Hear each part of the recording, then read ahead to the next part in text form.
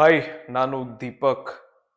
1984ರಲ್ಲಿ ಒಬ್ಬ activist ಲದಾಖ್ಗೆ ST reservation ಬರಬೇಕು ಅನ್ನೋದಕ್ಕೋಸ್ಕರ ಹಂಗರ್ strike start ಮಾಡ್ತಾರೆ.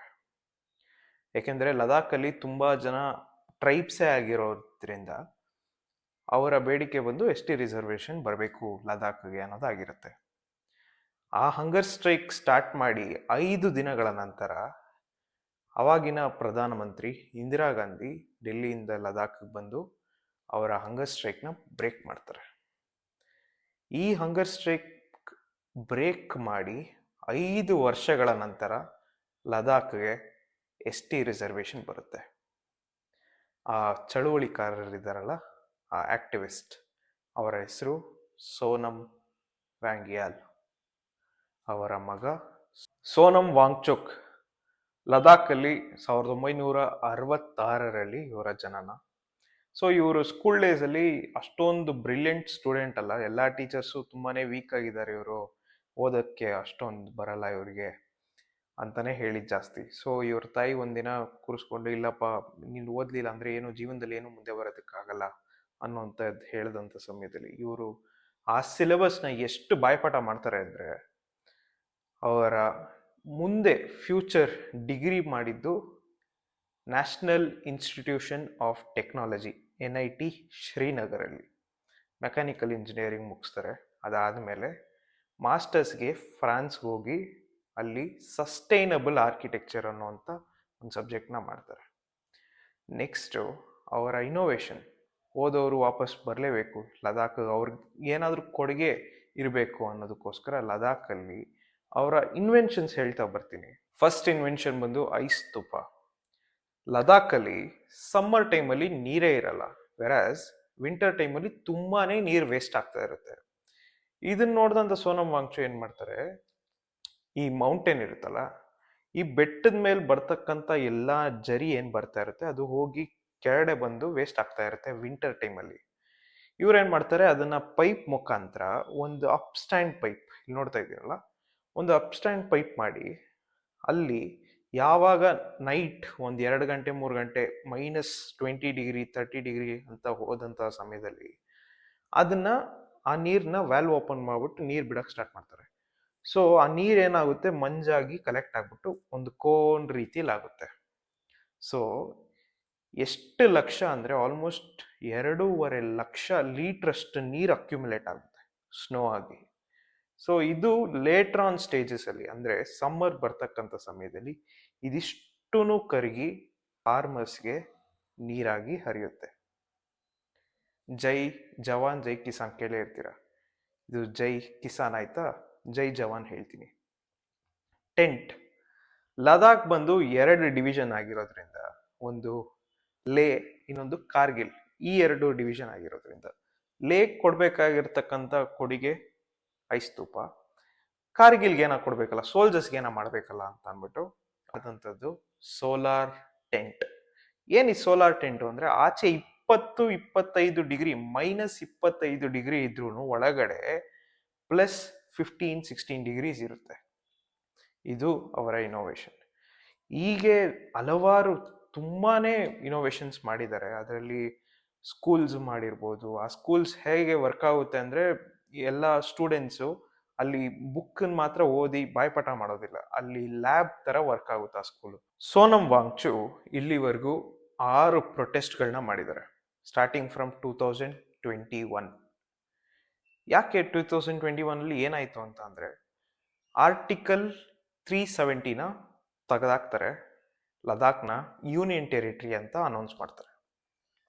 ಯೂನಿಯನ್ ಟೆರಿಟರಿ ಅಂತ ಅನೌನ್ಸ್ ಮಾಡೋದ್ರಲ್ಲಿ ತಪ್ಪೇನಿದೆ ಅಂತ ಅನ್ಕೋಬೋದು. ಮಾಡೋದ್ರಿಂದ ಎಲ್ಲ ಕಾರ್ಪೊರೇಟ್ಸು ಇಲ್ಲಾಂದ್ರೆ ಆಚೆಯಿಂದ ಬರ್ತಕ್ಕಂಥವ್ರೆಲ್ಲ ತುಂಬ ಈಸಿಯಾಗಿ ಒಂದು ಜಾಗ ತಗೊಳ್ಳೋವಂಥದ್ದು ಆಗೋಗುತ್ತೆ.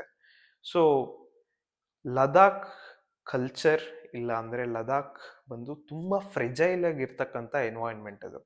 ಒಂದು ಸ್ವಲ್ಪ ನೀವು ಮೈನಿಂಗು ಇಲ್ಲ ಡಿಗಿಂಗ್ ಮಾಡಕ್ಕೆ ಸ್ಟಾರ್ಟ್ ಮಾಡಿದ್ರೆ ಇಡೀ ಲದಾಖ್ ಪ್ರದೇಶನೇ ಹಾಳಾಗೋಗುತ್ತೆ. ಸೊ ಇಂಥ ಫ್ರೆಜೈಲ್ ಆಗಿರ್ತಕ್ಕಂಥ ಏರಿಯಾಗೆ ನೀವು ರಿಮೂವಲ್ ಆಫ್ ಆರ್ಟಿಕಲ್ 370 ಮಾಡೋದು ತುಂಬ ತಪ್ಪಾಗಿತ್ತು ಅಂತ ಅಂದ್ಬಿಟ್ಟು ಸೋನಮ್ ವಾಂಗ್ಚು ಧರಣಿ ಕೂತ್ಕೊಂತಾರೆ 2021ರಲ್ಲಿ. ಅದಾದಮೇಲೆ 2022ರಲ್ಲಿ ಸಿಕ್ಸ್ತ್ ಸ್ಕೆಡ್ಯೂಲ್ನ ಅನೌನ್ಸ್ ಮಾಡಿ ಅನ್ನೋದಕ್ಕೆ ಕೂತ್ಕೊತಾರೆ. ಇವತ್ತಿನವರೆಗೂ ಸಿಕ್ಸ್ತ್ ಸ್ಕೆಡ್ಯೂಲ್ ಬೇಕು ಅಂತ 2025ವರೆಗೂ ಅವರು ಬೇಡಿಕೆ ಇಡ್ತಾನೆ ಇದ್ದಾರೆ, ಮತ್ತೆ ಹಂಗರ್ ಸ್ಟ್ರೈಕ್ ಮಾಡ್ತಾನೆ ಇದ್ದಾರೆ. ಗೌರ್ಮೆಂಟ್ ಕರೆಯುತ್ತೆ ಅವ್ರನ್ನ, ಬಟ್ ಅದಾದ್ಮೇಲೆ ಇಲ್ಲ ನಾವು ಮಾಡ್ಕೊಡ್ತೀವಿ ಅಂತಾರೆ, ಅದಾದ್ಮೇಲೆ ಮಾಡ್ಕೊಡೋದಿಲ್ಲ. ಇದೇ ಆಗ್ತಾ ಬಂದಿದೆ. ಏನಿದು ಸಿಕ್ಸ್ತ್ ಸ್ಕೆಡ್ಯೂಲ್ ಅಂದ್ರೆ ಏನು? ಇದು ಆಲ್ರೆಡಿ ಅಸ್ಸಾಂಗೆ ಮತ್ತೆ ಮೇಘಾಲಯಕ್ಕೆ ಕೊಟ್ಟಿದ್ದಾರೆ. ಏನಪ್ಪ ಅಂದ್ರೆ, ಅಲ್ಲಿರ್ತಕ್ಕಂಥ ಟ್ರೈಬಲ್ ಕಮ್ಯುನಿಟಿ ಏನಿರುತ್ತೆ ಅವರು ಕಂಟ್ರೋಲ್ ಮಾಡುವಂಥದ್ದು. ಇದನ್ನ ಸಿಕ್ಸ್ತ್ ಸ್ಕೆಡ್ಯೂಲ್ ಅಂತಾರೆ. ಅಂದ್ರೆ ಅವರು ಇವಾಗ ಅಸ್ಸಾಂಗೆ ಹೋದ್ರೆ ಅಸ್ಸಾಂದೇ ಆದಂಥ ಒಂದು ರೂಲ್ಸ್ ಅಂಡ್ ರೆಗ್ಯುಲೇಷನ್ಸ್, ಅದು ಡೆಲ್ಲಿ ಕಂಟ್ರೋಲಲ್ಲಿ ಇರಲ್ಲ. ಅದೊಂಥರ ಸಪ್ರೇಟ್ ಆಗಿ ಅವ್ರದ್ದೇ ಆದಂಥ ಸ್ಟೇಟ್ ಥರ ವರ್ಕ್ ಆಗುತ್ತದೆ. ಗೌರ್ಮೆಂಟ್ ಯಾಕೆ ಲದಾಖ್ಗೆ ಸಿಕ್ಸ್ತ್ ಸ್ಕೆಡ್ಯೂಲ್ನ ಇಶ್ಯೂ ಮಾಡ್ತಾ ಇಲ್ಲ ಅಂದರೆ, ಒಂದು ಲದಾಖ್ ಬಂದು ಚೈನಾ ಜೊತೆ ಬಾರ್ಡರ್ ಶೇರ್ ಮಾಡ್ತಿದೆ, ಇನ್ನೊಂದು ಪಾಕಿಸ್ತಾನ್ ಜೊತೆ ಶೇರ್ ಮಾಡ್ತಿದೆ. ಈ ಥರ ಸಿಕ್ಸ್ತ್ ಸ್ಕೆಡ್ಯೂಲ್ ಕೊಡೋದ್ರಿಂದ, ಅವ್ರದ್ದೇ ಆದಂಥ ಒಂದು ರೂಲ್ನ ತಗೊಂಬರೋದ್ರಿಂದ ಗೌರ್ಮೆಂಟ್ ಕಂಟ್ರೋಲಲ್ಲಿ ಇರಲ್ಲ. ಬಿಕಾಸ್ ಅದು ತುಂಬಾ ಫ್ರೆಜೈಲ್ ಆಗಿರ್ತಕ್ಕಂಥ ಬಾರ್ಡರ್ ಆಗಿರೋದ್ರಿಂದ ಇದು ನಮ್ಮ ಕಂಟ್ರೋಲಲ್ಲಿ ಇರಲಿ ಅನ್ನೋದೇ ಗೌರ್ಮೆಂಟ್ ಉದ್ದೇಶ. ಬಟ್ ಸೋನಮ್ ವಾಂಗ್ಚುಕ್ ಹೇಗೆ ಹೇಳ್ತಾರೆ ಅಂದರೆ, ಇದನ್ನ ನಾವು ಸಿಕ್ಸ್ತ್ ಸ್ಕೆಡ್ಯೂಲು ಆರ್ಟಿಕಲ್ 370 ಇದೆಲ್ಲ ರಿಮೂವ್ ಮಾಡಿರೋದ್ರಿಂದ ಗೌರ್ಮೆಂಟ್ ಕಾರ್ಪೊರೇಟ್ ಬಂದು, ಇಲ್ಲಾಂದ್ರೆ ರೋಡು ಇನ್ಫ್ರಾಸ್ಟ್ರಕ್ಚರ್ ಅಂತ ತಗೊಂಬಂದು ಇಡೀ ಒಂದು ಲದಾಖ್ನ ಹಾಳು ಮಾಡಿಕ್ತಾರೆ. ನಿಮ್ಮಲ್ಲಿರ್ತಕ್ಕಂಥ ಕಾರ್ಪೊರೇಟ್ಸ್ ಎಲ್ಲ ಬಂದ್ರೆ ನಮ್ಮಲ್ಲಿ ಇರ್ತಕ್ಕಂಥ ಲದಾಖಿನ ಟ್ರೈಬ್ಸ್ ಯಾರ್ಯಾರು ಇರ್ತಾರೆ ಅವ್ರಿಗೆ ಯಾರಿಗೂ ಕೆಲಸ ಸಿಗ್ದಿರ ಹೋಗುತ್ತೆ, ಕಲ್ಚರಲ್ ಲಾಸ್ ಆಗಿ ಹೋಗುತ್ತೆ, ಮತ್ತೆ ಮೋಸ್ಟ್ ಬ್ಯೂಟಿಫುಲ್ ಲದಾಖ್ ಏನಿದೆ ಅದು ಫುಲ್ಲು ನೆಲಸಮ ಆಗೋಗುತ್ತೆ ಅನ್ನೋದೇ ಅವರ ಒಂದು ಬೇಡಿಕೆ ಆಗಿರುತ್ತೆ. ಸೊ ಇದಕ್ಕೋಸ್ಕರ ಸಿಕ್ಸ್ತ್ ಸ್ಕೆಡ್ಯೂಲ್ನ ಇಶ್ಯೂ ಮಾಡಿ ಅಂತ ಹೇಳ್ತಾನೆ ಇರ್ತಾರೆ. 2026 ಅಂದ್ರೆ ಇವಾಗ ಸೋನಮ್ ವಾಂಗ್ಚುಕ್ ಇನ್ನೊಂದು ಹಂಗರ್ ಸ್ಟ್ರೈಕಲ್ಲಿ ಕುತ್ಕೊಂಡಿದ್ದಾರೆ. ಏನಕ್ಕೆ? ಯಾಕೆಂದ್ರೆ ಸ್ಟೂಡೆಂಟ್ಗಳಿಗೋಸ್ಕರ. ಕಳೆದ 5 ವರ್ಷಗಳಲ್ಲಿ 65 ಎಕ್ಸಾಮ್ ಪೇಪರ್ಸ್, ಇಲ್ಲ ಅಂದ್ರೆ ಎಕ್ಸಾಮ್ಸ್ ಏನ್ ನಡಿಬೇಕಾಗಿರೋದು ಎಲ್ಲ ಹಾಳಾಗೋಗಿದೆ. ಅದರಲ್ಲಿ ಮೇಜರ್ ಆಗಿ ಕಾಣಿಸ್ಕೊಂಡಿದ್ದೇನಪ್ಪ ಅಂದ್ರೆ ನೀಟ್ ಪೇಪರ್ ಲೀಕ್ ಆಗಿರೋದು. ಅಷ್ಟು ಜನ ಕಾಂಪಿಟೇಷನ್, ಆಲ್ಮೋಸ್ಟ್ 22 ಲಕ್ಷ ಜನ ಬರೆಯುವಂತಹ ನೀಟ್ ಎಕ್ಸಾಮ್ ಪೇಪರ್ ಲೀಕ್ ಆಗಿರೋದು. ಸೊ ಇದನ್ನ ಫಸ್ಟ್ ಸ್ಟಾರ್ಟ್ ಮಾಡಿದ್ದು ಸ್ಟೂಡೆಂಟ್ಸು. ಸ್ಟಾರ್ಟ್ ಮಾಡಿದಂಥ ಸಮಯದಲ್ಲಿ ಲೇಟರ್ ಆನ್ ಸ್ಟೇಜಸ್ ಅಲ್ಲಿ, ಅಂದ್ರೆ ಜೂನ್ 28ಕ್ಕೆ ಸೋನಮ್ ವಾಂಗ್ಚುಕ್ ಈ ಒಂದು ಪ್ರೊಟೆಸ್ಟ್ಗೆ ಸೇರ್ಕೊಂತಾರೆ. ಈ ಒಂದು ಸ್ಟೂಡೆಂಟ್ಸ್ಗೆ ಬ್ಯಾಕ್ ಬೋನ್ ಆಗಿ ಇರ್ತಕ್ಕಂಥದ್ದು ಬಂದು CJP, ಅಂದ್ರೆ ಕಾಕ್ರೋಚ್ ಜನತಾ ಪಾರ್ಟಿ. ಈ ಕಾಕ್ರೋಚ್ ಜನತಾ ಪಾರ್ಟಿ ಸಪೋರ್ಟ್ ಆಗಿರೋದ್ರಿಂದ ಇವರು ಸತತವಾಗಿ 20-25 ದಿನಗಳಿಂದ ಆಲ್ಮೋಸ್ಟ್ ಪ್ರೊಟೆಸ್ಟ್ ನಡೀತಾ ಬಂದಿದೆ. ಲಾಸ್ಟ್ ಸಂಡೇ ಬಂದು ಸೋನಮ್ ವಾಂಗ್ಚುಕ್ನ ಏಕಾಏಕಿ ವೈಟ್ ಪರ್ದೆಗಳು ಇಡೋ ಥರ ಇಟ್ಬಿಟ್ಟು ಅವ್ರನ್ನ ಹಾಸ್ಪಿಟ್ಲಿಗೆ ಏಕಾಏಕಿ ಕರ್ಕೊಂಡು ಹೊರಟೋಗ್ತಾರೆ. ಸೊ ಇದಾದ್ಮೇಲೆ ನಿನ್ನೆ ಅಂದರೆ ಮಂಡೇ, ಕಾಕ್ರೋಚ್ ಜನತಾ ಪಾರ್ಟಿಯ ಲೀಡರ್ಸ್ ಯಾರ್ಯಾರಿದ್ದಾರೆ ಅವರಿಬ್ರು ಹೋಗಿ JP NADA, minister of health, ಇವ್ರಿಗೆ ಹೋಗ್ಬಿಟ್ಟು ಒಂದು ಲೆಟರ್ ಕೊಟ್ಟಿದ್ದಾರೆ. ಅದೇ ಇದು. ಈ ಲೆಟರಲ್ಲಿ 3 ಬೇಡಿಕೆಗಳು ಇಟ್ಟಿದ್ದಾರೆ. ಒಂದು, ಸೋನಮ್ ವಾಂಗ್ಚುಕ್ನ ಬಿಡುಗಡೆ ಮಾಡಬೇಕು. ಎರಡನೇದು, ಧರ್ಮೇಂದ್ರ ಪ್ರಧಾನ್ ಅಂದರೆ ಎಜುಕೇಷನ್ ಮಿನಿಸ್ಟರ್ ಧರ್ಮೇಂದ್ರ ಪ್ರಧಾನ್ನ ರೆಸಿಗ್ನೇಷನ್ ಲೆಟರ್ ಕೊಡಿಸ್ಬೇಕು. ಮತ್ತೆ ಯಾರ್ಯಾರು ತೀರೋದ್ರಲ್ಲ, ಈ ಒಂದು ನೀಟ್ ಪೇಪರ್ ಲೀಕ್ ಆಗಿರೋದ್ರಿಂದ ಯಾರು 22 ಜನ ತೀರೋದ್ರಲ್ಲ, ಇವರಿಗೆ 1 ಕೋಟಿ ಕಾಂಪನ್ಸೇಷನ್ ಕೊಡಬೇಕು ಅನ್ನೋದು. ಸೊ ನೋಡಬೇಕು ಅಂದರೆ ಸರಿ, ಫಸ್ಟ್ ಪಾಯಿಂಟ್ ಏನಿದೆ, ಸೋನಮ್ ವಾಂಗ್ಚುಕ್ನ ಬಿಟ್ಬಿಡ್ತಾರೆ. ರೆಸಿಗ್ನೇಷನ್, ನಾನು BJP ಪರವಾಗಿ ಎತ್ಕೊಂತಲ್ಲ, CJP ಪರವಾಗಿ ಎತ್ಕೊಂತಲ್ಲ. ರೆಸಿಗ್ನೇಷನ್ BJPಯ ಪ್ರಕಾರ, ಇಲ್ಲ ಗೌರ್ಮೆಂಟ್ ಪ್ರಕಾರ, ರೆಸಿಗ್ನೇಷನ್ ಲೆಟರ್ ಕೊಡಿಸ್ಬಿಟ್ರೆ ಇಟ್ಸ್ ಅ ಗೌರ್ಮೆಂಟ್ ಫೇಲ್ಯೂರ್ ಅನ್ನೋ ಥರ ಅನ್ಕೊಂತಾರೆ. ಬಟ್ ತಗೊಂಡ್ರೆ ಲಾಲ್ ಬಹದ್ದೂರ್ ಶಾಸ್ತ್ರಿ ರೈಲ್ವೆ ಮಿನಿಸ್ಟರ್ ಆಗಿರ್ತಾರೆ. ಆ ಸಮಯದಲ್ಲಿ ಚೆನ್ನೈಯಲ್ಲಿ ಒಂದು ಇನ್ಫ್ರಾಸ್ಟ್ರಕ್ಚರ್, ಅಂದರೆ ಒಂದು ಟ್ರೈನ್ ಬ್ರಿಡ್ಜ್ ಏನಿರುತ್ತೆ ಅದು ಕೊಲಾಪ್ಸ್ ಆಗೋದ್ರಿಂದ 144 ಜನ ತೀರೋಗ್ತಾರೆ. ಅದನ್ನ ಅವ್ರು ಎಷ್ಟು ರೆಸ್ಪಾನ್ಸಿಬಲ್ ಆಗಿ, ಇಲ್ಲ ಅದು ನನ್ನ ರೆಸ್ಪಾನ್ಸಿಬಿಲಿಟಿ ಅಂತ ಅಂದ್ಬಿಟ್ಟು ಲಾಲ್ ಬಹದ್ದೂರ್ ಶಾಸ್ತ್ರಿ ರೆಸಿಗ್ನೇಷನ್ ಲೆಟರ್ ಕೊಟ್ಬಿಡ್ತಾರೆ. ಸೊ ಅದು ಕೊಟ್ಟ ಮೇಲೆ ಅವರ ಪೊಲಿಟಿಕಲ್ ಕೆರಿಯರ್ ಬಿದೋಯ್ತಾ? ಇಲ್ಲ. ನೆಹರು ತೀರೋದಂಥ ಸಮಯದಲ್ಲಿ ಅವರೇ ನೆಕ್ಸ್ಟ್ ಪ್ರೈಮ್ ಮಿನಿಸ್ಟರ್ ಆಗ್ತಾರೆ. ಸೊ ರೆಸಿಗ್ನೇಷನ್ ಲೆಟರ್ ಕೊಡಬೇಕಾ? ಎಸ್. ಅವರು ಧರ್ಮೇಂದ್ರ ಪ್ರಧಾನ್ ಅವರು ಅದನ್ನ ರೆಸ್ಪಾನ್ಸಿಬಿಲಿಟಿ ತಗೋಬೇಕು. ಈ ಪ್ರೊಟೆಸ್ಟ್ನ ಗೌರ್ಮೆಂಟ್ ಈಸಿಯಾಗಿ ಹಾಳು ಮಾಡೋದಕ್ಕೆ ಮೂರೇ ಟ್ಯಾಕ್ಟಿಕ್ಸ್ ಇರೋದು. ಏನಪ್ಪಾ ಅಂದ್ರೆ, ಒಂದು ಇಗ್ನೋರ್ ಮಾಡೋದು, ಇವಾಗ ಮಾಡ್ತಿದಾರಲ್ಲ ಆ ಥರ ಇಗ್ನೋರ್ ಮಾಡೋದು.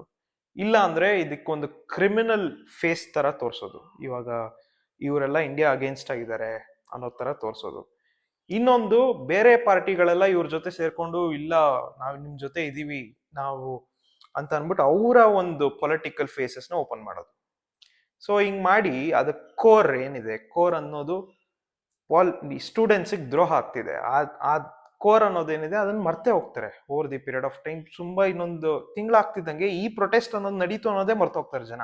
ಈ ಪ್ರೊಟೆಸ್ಟ್ ಅಂದ್ರೆ ಈ ಪ್ರಾಬ್ಲಮ್ ಅರೈಸ್ ಆಗೋದಕ್ಕೆ ಕಾರಣ ಯಾರು? ಯಾವತ್ತಾದ್ರೂ ಥಿಂಕ್ ಮಾಡಿದೀರಾ? ಆಕ್ಚುಲಿ ಕಾರಣ ಬಂದು ನೀವು, ಯಾರ್ಯಾರ ಪೇರೆಂಟ್ಸ್ ಇದನ್ನ ನೋಡ್ತಾ ಇದ್ದೀರಲ್ಲ, ಆಕ್ಚುಲ್ ಕಾರಣ ನೀವೇ. ಯಾಕೆಂದ್ರೆ ಪೇರೆಂಟ್ಸ್ಗೆ ಅಬ್ಬಬ್ಬಾ ಅಂದ್ರೆ ಒಂದು 7 ಕೋರ್ಸ್ ಗೊತ್ತಿರುತ್ತೆ ಅಷ್ಟೇ. ಒಂದು ಡಾಕ್ಟರ್, ಫಸ್ಟ್ ಬಂದಿದ ತಕ್ಷಣ doctor, next engineer, next lawyer, ಅದಾದ್ಮೇಲೆ ಚಾರ್ಟರ್ಡ್ ಅಕೌಂಟೆಂಟ್, ನೆಕ್ಸ್ಟ್ ಮ್ಯಾನೇಜ್ಮೆಂಟ್, ಇನ್ನೊಂದು ಬಿಟ್ರೆ ಸಿವಿಲ್ ಇಂಜಿನಿಯರಿಂಗು ಇಲ್ಲಾಂದ್ರೆ ಆರ್ಕಿಟೆಕ್ಚರ್ ಬೇಸ್ಡ್. ಇದಿಷ್ಟೇ ಗೊತ್ತಿರುತ್ತೆ. ಇದರಲ್ಲಿ ಡಾಕ್ಟರ್ ಯಾರು ಓದ್ತಾರೋ ಅವರೇ ನಂಬರ್ 1. ಡಾಕ್ಟರ್ ಸಿಗೋ ಮರ್ಯಾದೆ ಬೇರೆ ತರ. ಇದನ್ನ ನೀವು ಚಿಕ್ಕ ವಯಸ್ಸಿಂದ ತಿಳ್ಕೊಂಡು ನಿಮ್ಮ ಮಕ್ಕಳಿಗೂ ಅದೇ ತುಂಬಿಸ್ಬಿಟ್ಟಿದ್ದೀರಾ. ಆಕ್ಚುಲಿ ಒಂದು ಕರ್ನಾಟಕದಲ್ಲಿ ಒಂದು ಸರ್ವೆ ನಡೆಯುತ್ತೆ, ಎಲ್ಲ ಎಕ್ಸಾಮ್ ಮುಗಿಸ್ಕೊಂಡ್ ಬರ್ತಾರಲ್ಲ, ಬಂದಿರ್ತಕ್ಕಂಥ ಟೈಮಲ್ಲಿ ಎಲ್ಲರಿಗೂ ಮೈಕ್ ಹಿಡಿತಾರೆ. ಏನಕ್ಕೆ ನೀವು ನೀಟ್ ಬರ್ದಿರೋದು ಅಂತ ಕೇಳಿದಂಥ ಸಮಯದಲ್ಲಿ 575 ಜನ ಕೇಳ್ತಾರೆ. ಕೇಳಿದಂಥ ಸಮಯದಲ್ಲಿ 87% ಮಕ್ಕಳು ಹೇಳೋದಂಥದ್ದು ಏನ್ ಗೊತ್ತಾ? ನಮ್ಮ ಅಪ್ಪ ಅಮ್ಮಂಗೋಸ್ಕರ ಬರ್ದಿರೋದು ಅಂತ. ಹೇಗೆ ಹೇಳ್ತೀರಾ ಅಂದ್ರೆ ನೀವು, ಅವ್ರಿಗೆ ಇಷ್ಟ ಬರೋದು ಮಾಡ್ಲಿ, ಬಟ್ ನೀನ್ ಡಾಕ್ಟರ್ ಆದ್ರೆ ಹೆಂಗಿರುತ್ತೆ ಗೊತ್ತಾ ಮರ್ಯಾದೆ? ಇದನ್ನ ಅವರು ಒಬ್ಬರ ಜೊತೆ ಕಾಂಪೀಟ್ ಮಾಡ್ತಾ ಇಲ್ಲ ಒಂದು ಸ್ಟೇಟ್ ಜೊತೆ ಕಾಂಪೀಟ್ ಮಾಡ್ತಾ ಇಲ್ಲ, ಒಂದು ಕಂಟ್ರಿ ಜೊತೆ ಕಾಂಪೀಟ್ ಮಾಡ್ತಿದೆ. ಎಷ್ಟು ಲಕ್ಷ ಜನ ಬರೀತಾರೆ ಗೊತ್ತಾ? 22 ಲಕ್ಷ ಜನ ಬರೀತಾರೆ ನೀಟ್ನ. ಅದರಲ್ಲಿ ಇರೋ ಸೀಟ್ಸ್ ಬಂದು 63,000. ಗೌರ್ಮೆಂಟ್ ಸೀಟ್ಸ್ ಇರೋದೇ 63,000. ಸರಿ, ಇವಾಗ ಮನಿ ಇರೋರಿಗೆ, ಕಾಸಿರೋರ್ಗೆ ಏನ್ ಮಾಡ್ತಾರೆ? ಇಲ್ಲ ನನ್ನ ಮಗ ಇದಾಗ್ಲಿಲ್ವಾ, ಸರಿ ಆಯ್ತು ಮ್ಯಾನೇಜ್ಮೆಂಟ್ ಕೊಟ್ಬಿಟ್ಟು ಡೊನೇಷನ್ ಕೊಟ್ಬಿಟ್ಟು ನಾನು ಓದಿಸ್ತೀನಿ ಅನ್ನೋದು ಸ್ಟಾರ್ಟ್ ಮಾಡ್ಕೊತೀರಾ.